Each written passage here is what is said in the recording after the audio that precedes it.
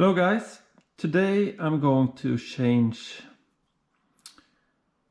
the ignition system on this to the Polini variable ignition with a light flywheel. And I've shown you that in another video how to do it, so this is just a quick update. I'm not going into the specifics of it. One reason for this is, I'm going to show you here, if it's possible to see. Yes, it is. Here is a K-Tronic ignition module that you just plug in to your CDI box. But since I have the Polini ignition system lying, I can put it in here, because then I will get a lighter flywheel and so on. And also you can see here, this is not hanging by very many threads. I have ordered a new expansion chamber exhaust for this. It will go on the left side, see performance. So I figure I want to, the new ignition system, the Polini one here, there's the stator in here. This won't give me any more power or so, but it will give me more torque from lower revs. And I will get a better ignition and therefore a better consumption, a cooler engine and so on.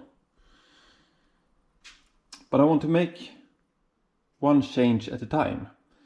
So I'm going to start with this and then make sure that the bike runs properly after changing. And then next time I will put in the expansion chamber exhaust.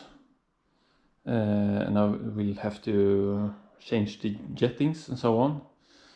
And after that I might go for the Polini Venturi air filter system.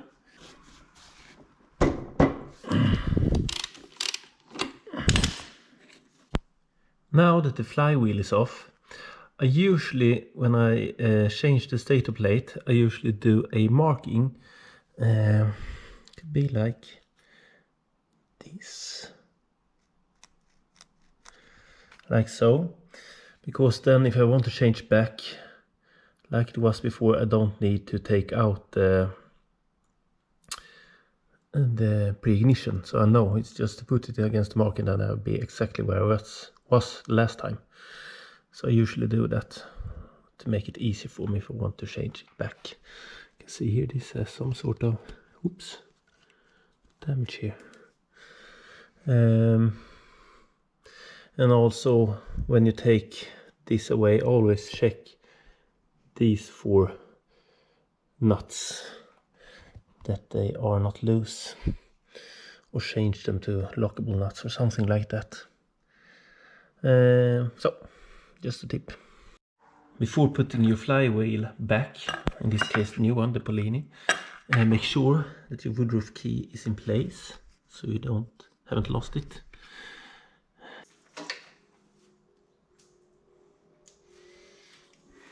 As you can see here, this was not fitted very well. It came loose here just as I touched it, and also it's almost off here in the CDI box. On these old bikes, you have a nut on the inside here holding the bracket for the CDI box. On the newer ones, you don't have these nuts because it's threaded in the casing.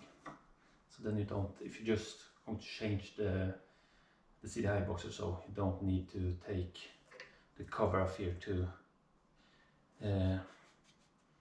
reach the nuts on the newer ones.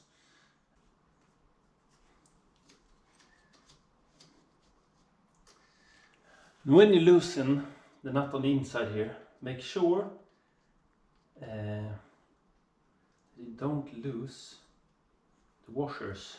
There are 2 washers on each screw, and sometimes if you don't pay attention they will fall off and land up somewhere here. So always 2 ones like that. So this here is the old version of the, you can see here, Keytronic variable ignition system. It's obviously been going quite hot or something. It looks like it's started to melt or something here.